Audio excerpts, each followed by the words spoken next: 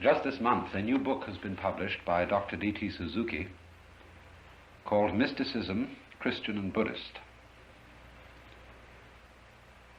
I'm not intending to devote this program to a review of this book as such, but I call attention to it.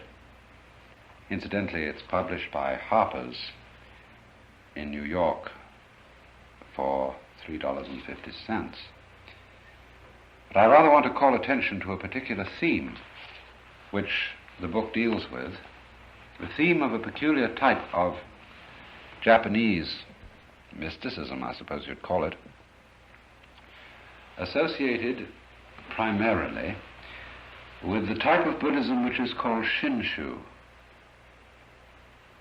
Shinshu, or to know it by another name, Jodo, or Pure Land Buddhism, is one of the most popular forms of Buddhism in the Far East, spreading over China, Japan, is found in Tibet, originally had some following in India, but has undergone a very marked and special type of development in Japan. And what makes it so popular is that in contrast, or apparent contrast, I should say, with other forms of Buddhism, it stands as a kind of easy way as distinct from a difficult way. In Japanese technical terms, the two types of Buddhism are respectively called Jiriki and Tariki. Now, Ji means one's own or self, and Ta means other, and Riki means power. And so the schools of Buddhism which call themselves Jiriki are ways of deliverance which one follows by one's own will, one's own power, one's own strength. Whereas on the other hand, the type of Buddhism called Tariki is where you rely on the power of another. And this other is, usually speaking, if I may put it in somewhat mythological terms, a great supramundane Buddha known as Amitabha, or in Japanese as Amida.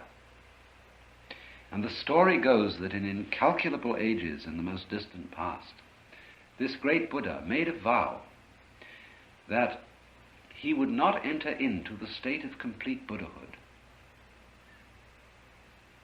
until any human being upon the face of the earth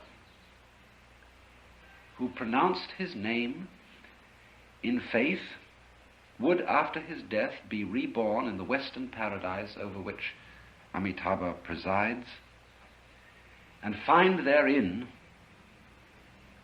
far greater ease of spiritual development, of awakening, of becoming a Buddha, than is to be found on the face of this difficult earth. And all this, of course, derives from the ancient Indian idea that the present epoch of the world's unfoldment is the darkest of dark ages, called the Kali Yuga. And in the Kali Yuga, or the Mappo as Buddhists call it, it is peculiarly difficult to advance towards any kind of spiritual development, because it's an age of decadence, the end of which will witness the total destruction of the world prior to its remanifestation at some future time.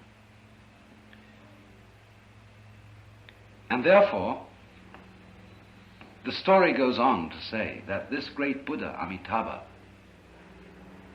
did in course of time attain to complete Buddhahood, signifying the fact that his vow is fulfilled, and that anyone who simply repeats the formula Namo Amitabhaya in Sanskrit, or in Japanese Namo Amitabhuts, which is roughly translatable in English as the name of Amitabha Buddha, or Namu is used in, the formula is used in Sanskrit or Japanese somewhat as the French say, nom d'un nom, where they just say name, meaning hail, I suppose, in English. We have no real equivalent of it. But the idea is that anybody who repeats the name of the Buddha, Amitabha, in perfect faith, will without any other effort, any other kind of spiritual endeavor on his own part, however evil however depraved he may be, he will be reborn after death in this spiritual state in which the task of becoming a Buddha is rendered so easy as to be, as we should say, a perfect cinch. And of course all commentators on Buddhism say, well, this of course is how religions degenerate. They become popular, pie-in-the-sky selling organizations where absolutely nothing is required of the faithful except an occasional contribution. And the easier you make it, in contrast to the other sects which make it more difficult, the more people will flock to your following, and the fatter the contributions will be, and it all ends up with the prayer wheel, where all you have to do is make the thing revolve. You don't even have to think about it, and incalculable supernatural merits are stored up on your behalf. But it's very dangerous to jump to conclusions of this kind about this type of religious or spiritual manifestation, because in practice the Shin school of Buddhism has had some of the most remarkable adherents and produces a type of personality which is known in Japan as a myokonin. Literally translated, myokonin means a wonderful and fine man. That's just a literal translation which doesn't at all convey the sense of this kind of personality, the myokonin. But the myokonin, a man like Shinran himself, who founded the Shin school of Buddhism in Japan, is a man who has in a way understood the profounder meaning of the doctrine of this school. And perhaps before I talk about the personal characteristics of the myokonin, I should try and indicate what may underlie, what may be the deeper meaning of this seemingly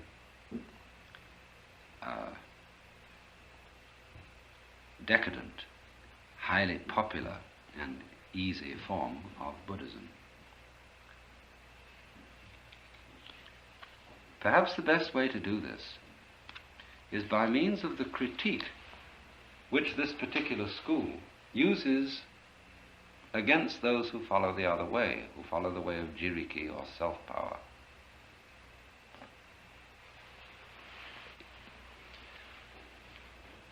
The followers of the Shin school would say that a person who attempts to make spiritual progress by his own efforts is battling against the worst possible obstacle to any progress at all. And that is that in thinking that he can do it himself, he's like a person trying to lift himself up by his own bootstraps. Or to put it in another way, he suffers from the pride of imagining that his own will, his own energy, is sufficient to change himself. After all, if he needs changing at all, it is precisely the character and the motivation of his own will and his own energy that needs changing. And how is this change going to be achieved? By that very will which so stands in need of change. To put it in the more usual language of this school of thought, they say that the average human being is so weighted down by karma, that is, if we put it into more modern terminology, we would say he is so fundamentally conditioned by his upbringing, by his social environment, by the temptations of the world, the flesh and the devil, that there's really nothing he can do to make himself any better. And everything that he does do is simply a manifestation of this same conditioning, masquerading like a wolf in sheep's clothing. Therefore, if the human being cannot transform himself, if he is to be transformed at all, he must rely on some power greater than his own. Now, of course, this other power may be represented figuratively speaking, like we represent God in the Christian tradition, as a spiritual entity or force or intelligence quite other than and apart from man, or it may be represented, on the other hand, as other than us, in just the same way that the functioning of our own bodies, the beating of the heart and the operation of the lungs, goes on quite independently of the conscious will, and is other in that sense, although in another sense those unconscious and automatic or spontaneous functionings of our organism could be understood as more fundamentally and truly ourselves than the things that go on in our rather superficial consciousness. And if you interpret it in that latter way,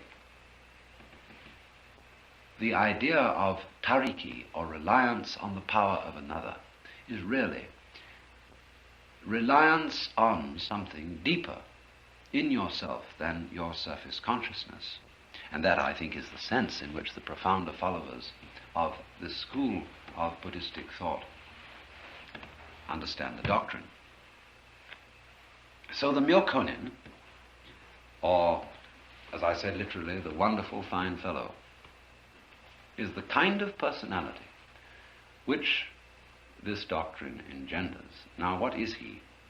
He's the kind of person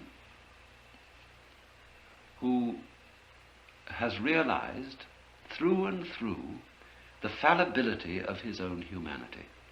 He's the kind of person who knows himself thoroughly, who has a rather wry and humorous view of his own, shall we say, his own high motivations and ideals. He knows himself thoroughly for the rascal that he is, and doesn't pretend to be anything else. And this, if that were all the word to it, is a very likable form of fellow from my point of view. I always feel uncomfortable with people who don't have this realization of their own inherent rascality. The people who have pretensions to holiness and righteousness, who are so deceived as not to know that in their heart of hearts they are after all rapacious and selfish human beings. But the Myokonin makes no bones about this. He knows that's what he is, and he knows that by the exercise of his own will and of his own intention and his own conscious effort, he can't be anything else. And so there is in him a kind of fundamental honesty and sincerity from the start. What he goes on to be beyond this is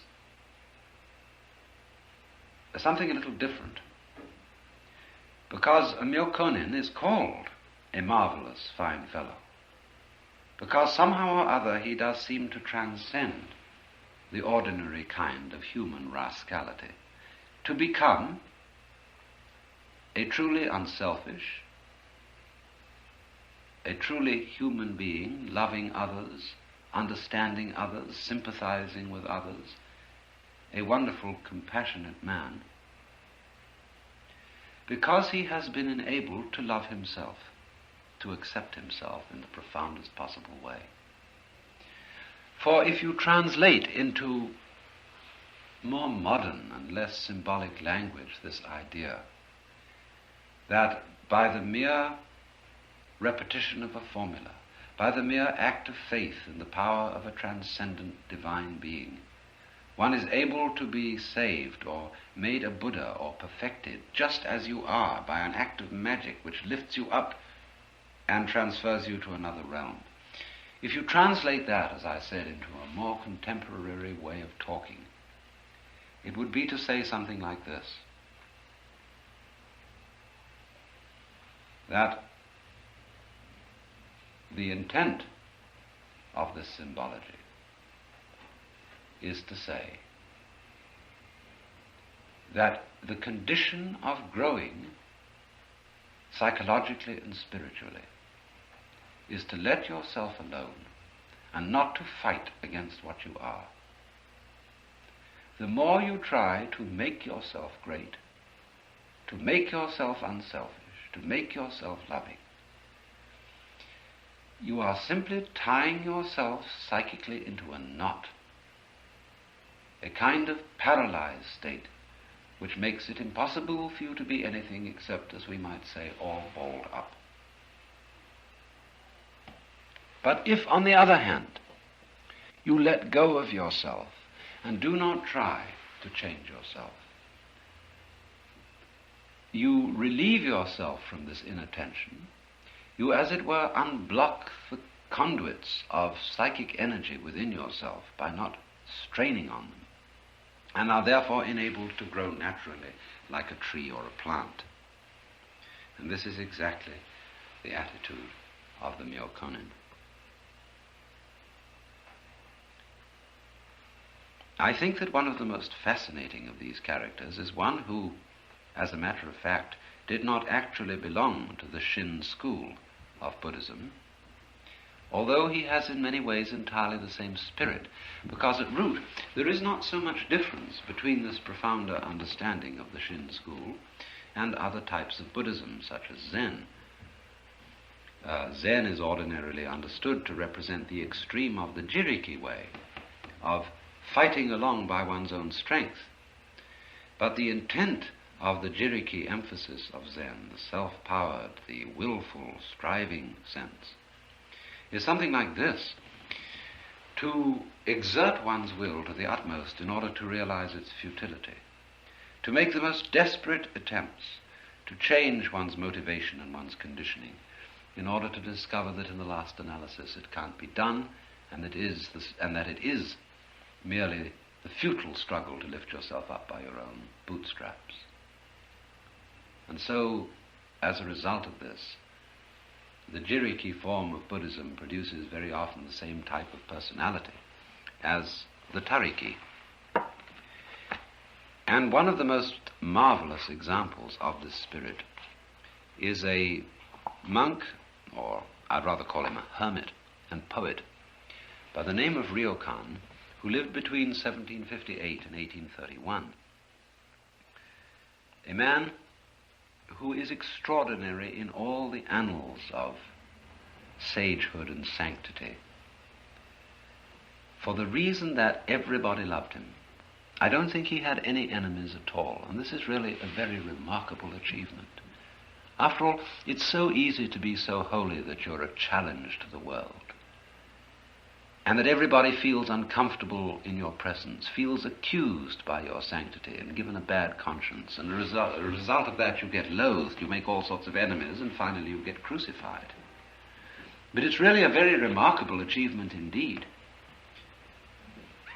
to be all that, and lovable too, to be without enemies, the friend of everybody, and yet involving absolutely no compromise with one's integrity and honesty. Such a man was Ryokan. Really marvelous. And many, many stories are told about him, and I think these anecdotes about him describe his personality more delightfully than anything I could say by way of a character analysis or comment in that fashion. First of all, it must be understood that the Myokonin, or a type of person like Ryokan, is one who has truly become again as a child. He's not senile, he's not in second childhood in that sense, but a person who is really full of a genuine wonder for life, who has so accepted himself, so let go of himself, is so not pretending to be anything, who gives himself no airs and graces, that he can relax and be perfectly natural. And so the story is told that one day Ryokan was going along baking his food, and he met a friend who invited him to spend the night at his home. Well, in the room where he stayed, there was a picture of a tiger hanging on the wall. And Ryokan looked for a long time at the picture, and was so intrigued by it that after a while he came to feel that he himself was a tiger. And he fell to the floor, and running around on all fours, he growled at the tiger in the picture. "Ah!" he said. And the tiger seemed to look at him and answer him. Ryokan again shouted, "Ah! Ah! Ah!" And the tiger seemed to answer and appeared to be going to approach him. And Ryokan, getting a great deal of fun out of this game, repeated it many times. But just then a maid of the house appeared, and was quite astonished when she saw the priest on the floor. For a moment she didn't understand what had happened and was very frightened. And then she recognized him. "Oh, Ryokan-sama, so it is you who frightened me so much. What are you doing there?" Startled by her voice, Ryokan stopped his game of imitation and shamefacedly spoke to her on his knees. "Oh, did you see what I was doing?" he asked. "You did? Oh, that annoys me very much. But, good maid, please keep it a secret. Otherwise I won't know what to do, for people will think I'm crazy." And then there's another story which tells of a servant boy who came to the little hermitage where he lived in the mountain, bringing a letter from one of his friends. And just at that moment Ryokan was absorbed in trying to juggle his begging bowl on the top of a pole.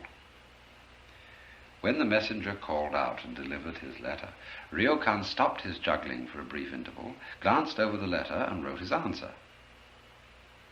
The bearer made his departure, and Ryokan resumed his play. His bowl, time after time, slipped down to the floor, but again and again he'd set it up on top of the pole. Many hundred times did he struggle to accomplish this feat. And after some time the messenger returned. Ryokan was so engrossed in his play that he felt annoyed at this interruption and did not pay any attention to his visitor. Well, the boy waited for some time and finally called out in a loud voice, "Ryokan-sama, look here, what does this answer mean? My master is angry with me and has ordered me to ask you to take back the letter you wrote before and give me your real answer. Please do so." Ryokan then had pity on the intruder and opened the letter he had written only a short time before, and what was his surprise when he read, "The bowl turns round and round." He broke into laughter. "Oh, dear me, excuse me, I've made a mistake," he exclaimed.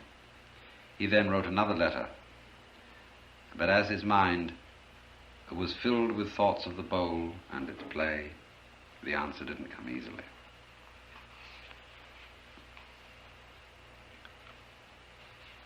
The great delight of Ryokan was playing with children in the village, where he went down to beg his food. And one fine autumn day, when he was going quietly through the village, he was suddenly disturbed by the sound of a voice, apparently coming from a persimmon tree. And turning his eyes to the place where the sound came from, he discovered a boy clinging in great fright to the topmost branches and crying for help. "Oh, wait a moment, my boy," he said. "I'll help you down, and then I'll pick some of the fruit for you." Ryokan brought the boy safely to the ground, and then began to pick the coveted fruit. He plucked one persimmon and was about to hand it to the child when he decided that it would be well to taste it first, in order to give away the very best. The first persimmon was therefore thrust into his own mouth. How sweet," he exclaimed. He picked another and again stuffed it into his mouth. Good. Again and again persimmons found their way into his mouth, accompanied by the exclamation, "Oh, sweet, how sweet." Meanwhile the boy was waiting with an open mouth at the foot of the tree, growing more desperate every moment. Ryokan, lost in rapture over the persimmons, had entirely forgotten him. Only when the boy shouted out did Ryokan come to himself. "Oh, dear me," he said, "pardon me, do forgive me. I shall pick the best for you now, the very best of all, and as many as you like." Saying this, Ryokan dropped persimmons to the boy, one by one, all red and very sweet. And then there was once someone who told him that if you picked up money on the road, it made you feel very happy.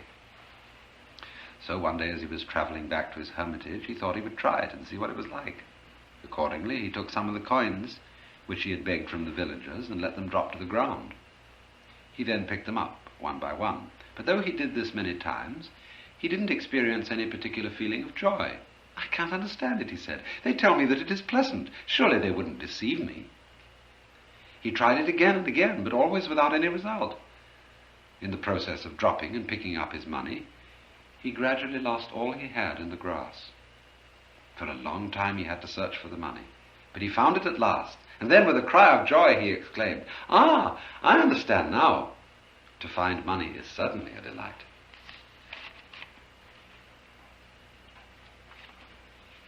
And once, when he was invited to stay in the home of some friends, they had to go out. And they asked him to watch the house, and he got kind of sleepy. A cat was going to sleep on his lap, and suddenly he heard a funny noise. He thought it was the cat, but there was the cat asleep on his lap. What was that sound? He stole quietly to the paper screen which separated the veranda from his room, and peeped through it with childish curiosity. And there in his room he saw a shabbily dressed man searching in a chest of drawers and taking clothes out of it. Uh-oh, he's a sneak thief, thought Ryokan. Of course, Ryokan didn't want a thief to take clothes from his friend's house, so he made up his mind to frighten the robber and drive him away. He therefore crept into the room and stood behind the thief. And the robber, utterly ignorant of this, went out of the room with a package of clothes and hastened into another room to look for more. And Ryokan followed stealthily, stepping always about 10 feet behind him. And when the robber turned to the left, he also quickly went to the left. And if the thief turned to the right, Ryokan did the same, always just behind him. Another slight turn brought the robber almost in Ryokan's direction, but the priest was so quick that the thief didn't see him. It seemed to Ryokan as if he were playing a game of blind man's buff. So absorbed did he become in the game that before he knew it, the thief had slipped away with a stolen package. The priest suddenly came to himself and realized what a serious mistake he had made. But his concern was not so much over the lost things. His heart was full of pity for the thief as he thought of his shabby clothes and his sad face. Late in the evening, when the family returned and were full of dismay when they saw what had happened. But Ryokan just sat in silence and smiled as usual.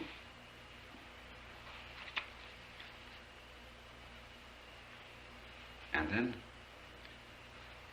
among his written effects was found this curious little document. It just said, "Favorite things: cotton cap, towel, paper, fan, money, ball, and marbles. Necessities: bamboo hat, gloves, stick, bell.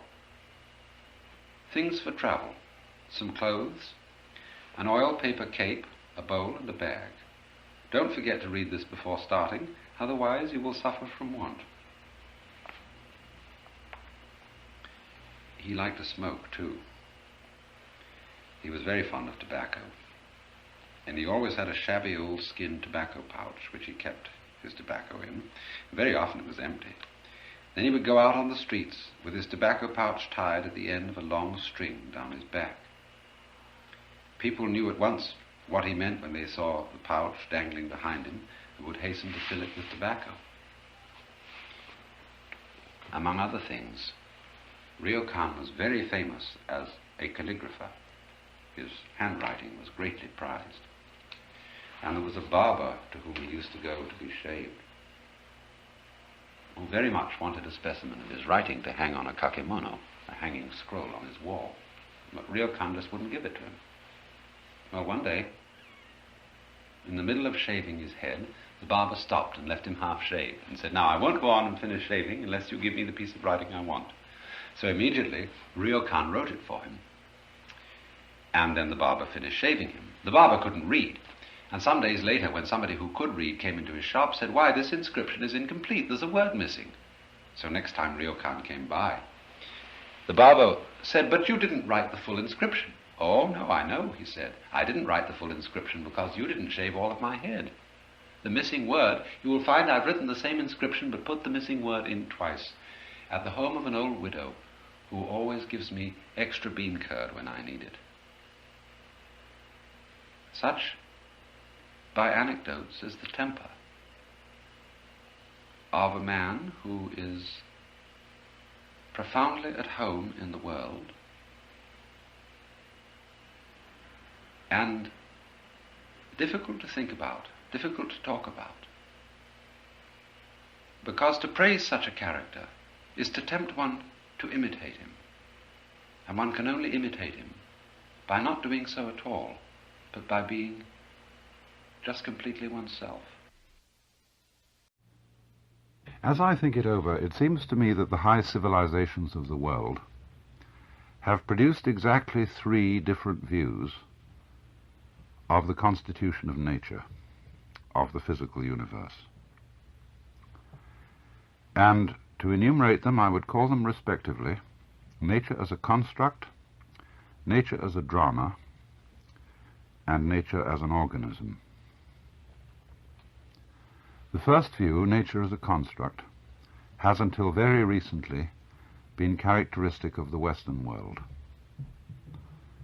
The view of nature as a drama has been largely characteristic of India, and finally of nature as an organism has been characteristic of the Far East. I'd like to compare these three views and point out certain of their advantages, disadvantages, and the ways in which they complement each other. And I think that part of the interest of this is that our thinking, more and more I've been fascinated by this, that our thinking about the world is strongly influenced by analogies,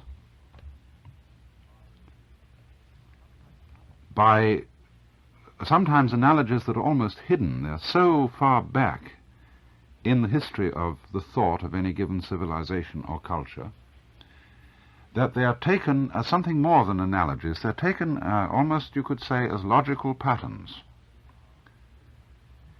And they are basic to our grammar, to our common sense, and to our attitudes in ways that often go unsuspected. Why don't we start with the Western view of the world as a construct? By this I mean the physical world has historically in the West been looked upon as a created or manufactured article. The work of a creator external to the world. And this view has continued in many ways even after the rise of deism in the 18th century and the general tendency of the scientists to dispense with the hypothesis of the creator. The idea still remains that the world is a construct, analogous to a machine, and indeed obeying laws or plans in the same way as a machine obeys a blueprint, even though the lawgiver and the planner himself seems to have disappeared. The basic metaphor, though, underlying this is not so much the machine as the work of clay, the pot or the sculptured or the modeled figure. For as you know, it is said in the book of Genesis that the Lord God created Adam out of the dust of the ground and breathed the breath of life into his nostrils. And so our language, our poetry is full of allusions to the fact that we are really, after all, clay. Imperial Caesar, dead and turned to clay, might stop a hole to keep the wind away. And because of this figure, it is, as I have often said, fundamental to our common sense that the world is formed matter. The form being the shape of the pot, the matter being the clay. And thus we think of life as being basically something done to a medium.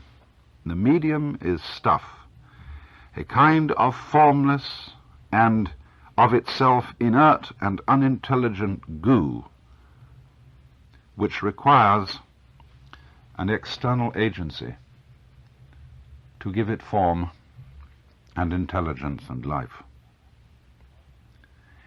And naturally, because we have thought this way for so long, it's a terribly difficult idea to abandon, to get out of our heads the notion that in the same way that tables are made of wood and houses of stone, so we tend to think that trees are made of wood and mountains of stone and people of flesh, and all of it eventually reducing itself to the primordial goo, the universal clay, the primal matter, the formless original water over which the Spirit of God is said to have moved in the beginning of all time. Now, beyond the idea of the world as a work of pottery lies the more sophisticated idea of the world as a mechanism in this Western view of the world as a construct. As soon as men began to understand mechanical principles, it became extraordinarily convenient to make analogies between various types of machinery and things to be found in the world. And it is really upon this analogy that the great achievements of Western technology have hitherto been based. And it's really very difficult to think that we could have devised our technology and that our practical sciences could have made such progress without the idea of the analogy between the world and a constructed machine. You see, one of the most fundamental things about a machine is that it is an assemblage of parts. And the successful measurement and description of nature depends upon the calculus, upon reducing it to parts. You know, the word calculus originally meant pebbles, and pebbles were one of the oldest methods of calculating. Counting pebbles. In a funny kind of association of words, calculus is also calculating in the sense of having a calculating attitude, scheming.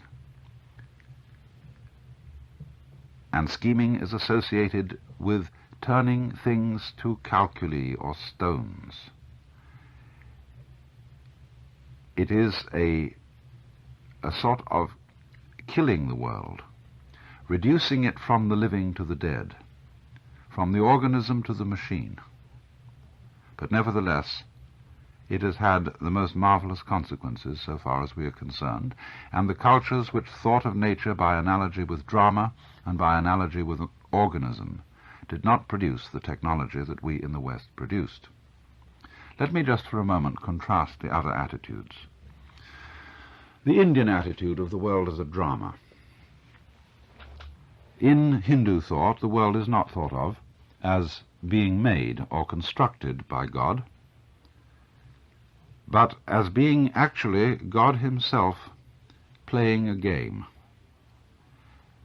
The idea of one single divine actor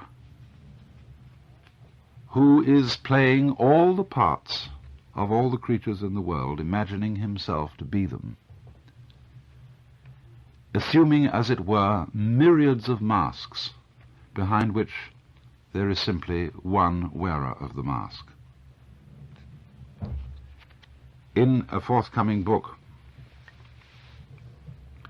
the second volume of The Masks of God, it's not published yet, but I've just seen a copy, Joseph Campbell contrasts the way in which the myth of the one who became two, the one that became many, has gone in two quite different directions, beginning in ancient Sumeria, which constitutes, as it were, a sort of cultural watershed.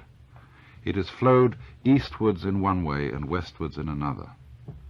To the east, the idea that the one, the Godhead, in other words, split itself and dismembered itself into many parts quite voluntarily, and thus became the world as a play. To the West, the theme of the one who became many is different, because, as he points out in the book of Genesis, it is not the divine who becomes male and female, it is the creature. In the Upanishads, say the Brihadaranyaka Upanishad, the divine self is described as saying in the beginning of time, "Let me become two," and he splits into male and female and thus generates the world. But in the book of Genesis, it is not the Godhead who splits, it is man, the creature, who is split into Adam and then into Eve. But thus in the Eastern world we have the dramatic view, in India in particular. And although it's interesting to note that in the writings of the great philosopher Shankara and others, you very often encounter the analogy of the potter, or of pots as representing the world, the roles are reversed. The clay is used as the symbol for the divine reality. Just as pots are all made of clay, or as jewels are all made of gold, so all things in the world are of one divine substance, which is of the nature of the Godhead, or Brahman. It's interesting, the different use of the simile. And so, from the standpoint of the dramatic view of the universe, all the divisions and distinctions of the world are looked upon as being a kind of as if. They are in play. They are not quite serious.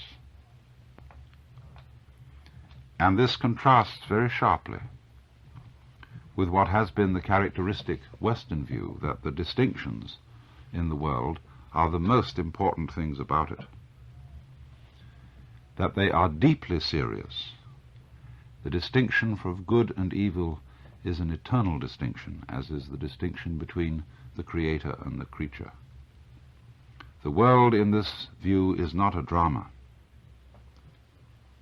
It is played not by actors, but by what we call real individuals, even real persons, although funnily enough, as I suppose you know, the word person is originally persona, the megaphone mask worn by actors in classical Greek drama.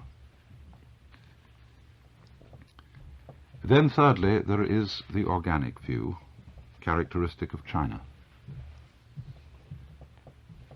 In this, there is no real thought of there being a divine creator or a divine actor behind the world, but rather the world is thought of as being self-moving and self-creating. The word for nature in Chinese means what is of itself so.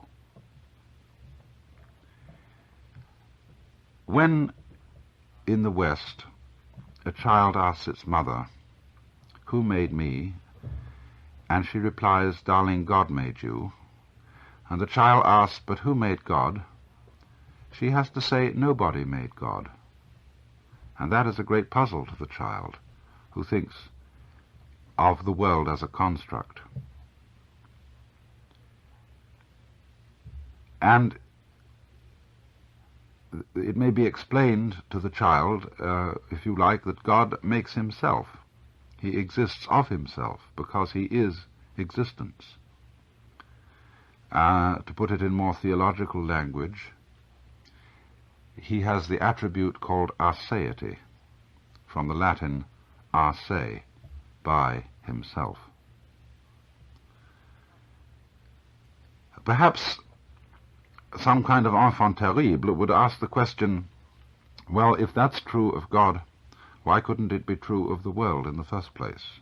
Why did you have to make that additional step? If he did so, he would be thinking more or less in the Chinese way, which does not think of the world either as an artifact of some maker or as a mask or appearance worn by some sort of deeper reality. He doesn't, in other words, have a two-level view of nature as an appearance underneath which there is something else to explain it. He sees it all rather as self-evident, as being something which regulates itself and indeed orders itself. There is a certain sense, you see, in which the Chinese view is fundamentally, or you could almost call it anarchical, or if you don't like that word, you could call it democratic. A world which is self-governing, not even through a president, but self-governing in every way, a great and colossal anarchism, which moves itself in the same way as you and I move our fingers without directing them in the sense that we know exactly what we're doing and how we move them. We don't.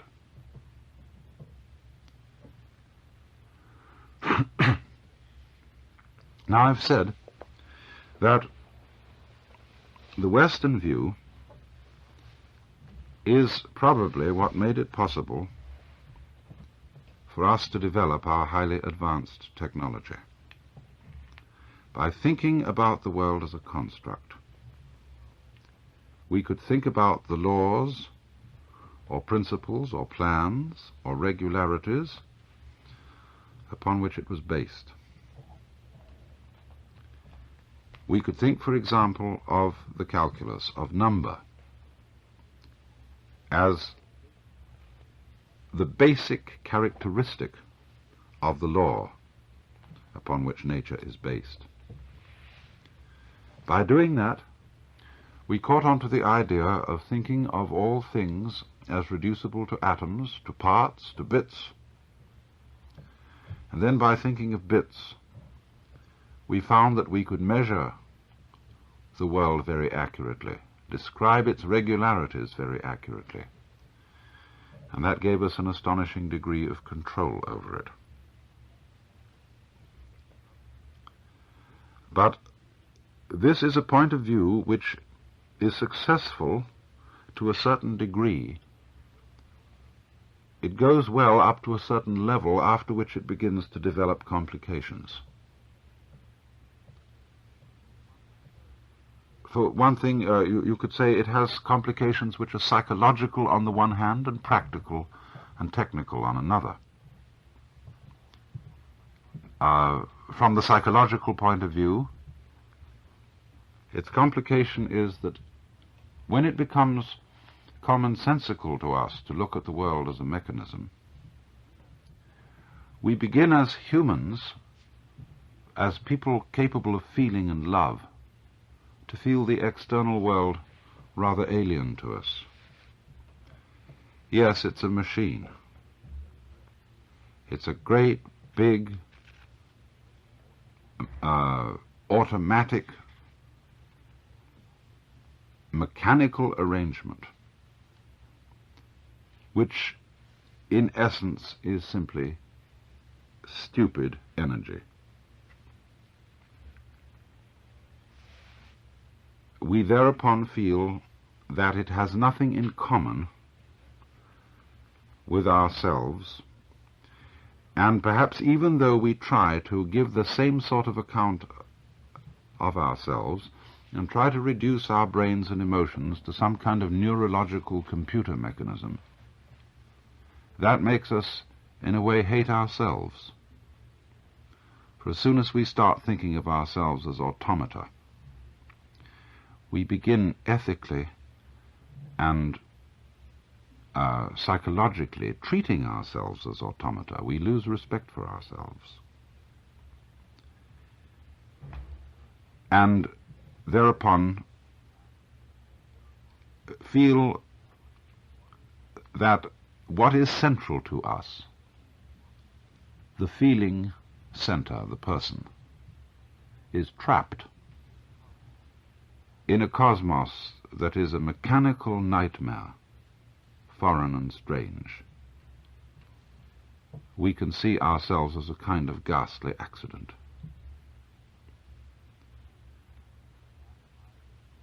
And I don't wonder that this engenders certain kinds of suicidal tendencies in our culture.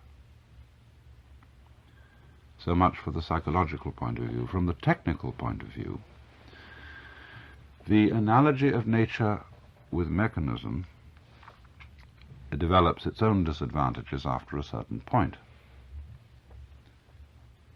That is to say, the disadvantage of trying to manage the physical universe as if it were indeed an assemblage of separate parts, or separable parts.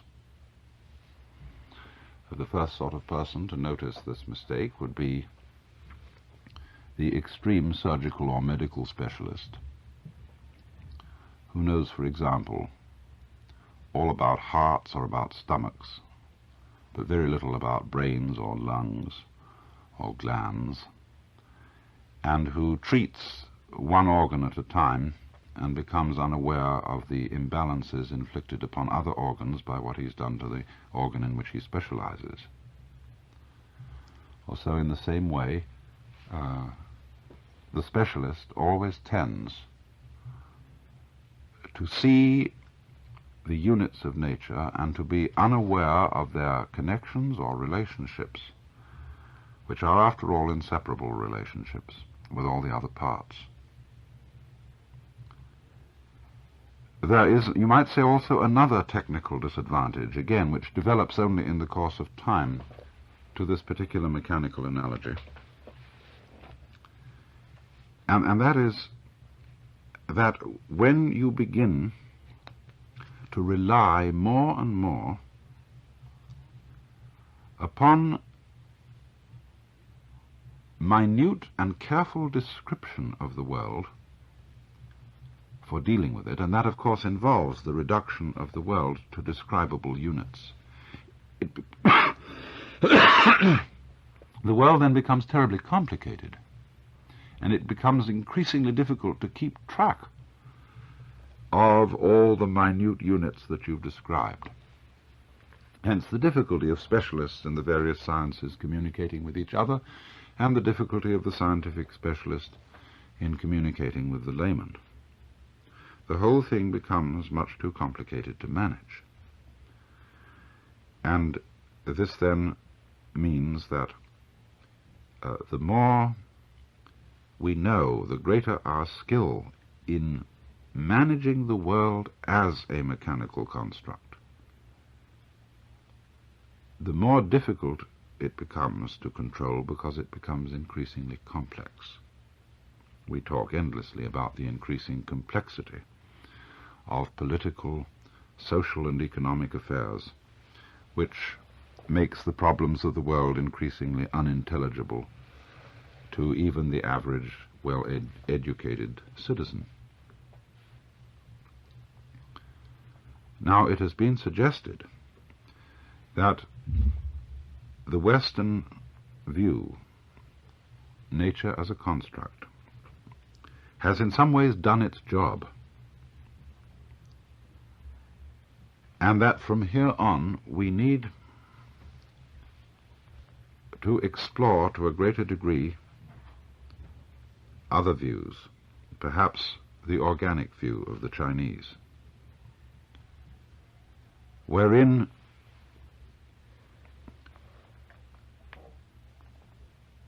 we get a peculiar harmony of points of view with our own sciences, biology, ecology, and so forth, as if somehow this view had been tucked away in a store cupboard, waiting for us to be available at just the time when we needed it.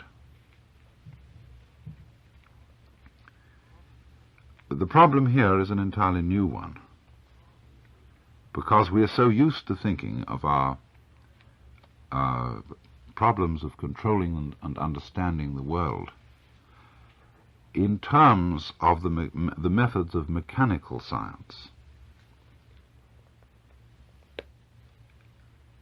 Not so long ago, I was talking to Lynn White, who used to be president of Mills College, and he was saying that our academic world values only 3 kinds of intelligence, whereas he said there are many more, there are at least 7. I don't remember what all the 7 were, but he said the kinds of intelligence that we value are, first of all, mnemonic, which is the ability to remember; computational intelligence, the ability to figure; and verbal intelligence, the ability to read, write, and talk.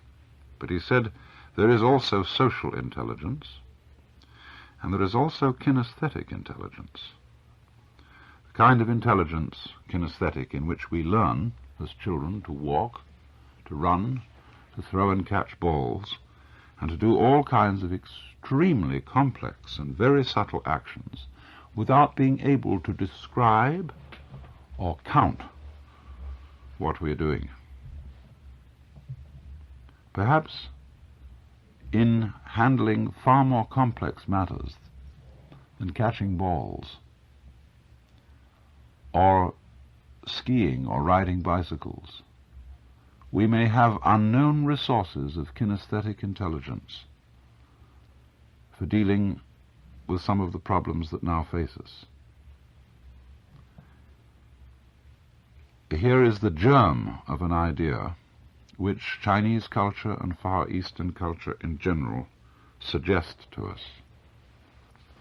Perhaps they themselves have only dimly begun to explore these things, but I think that it's in that direction that the future of practical philosophy and government of the world may lie.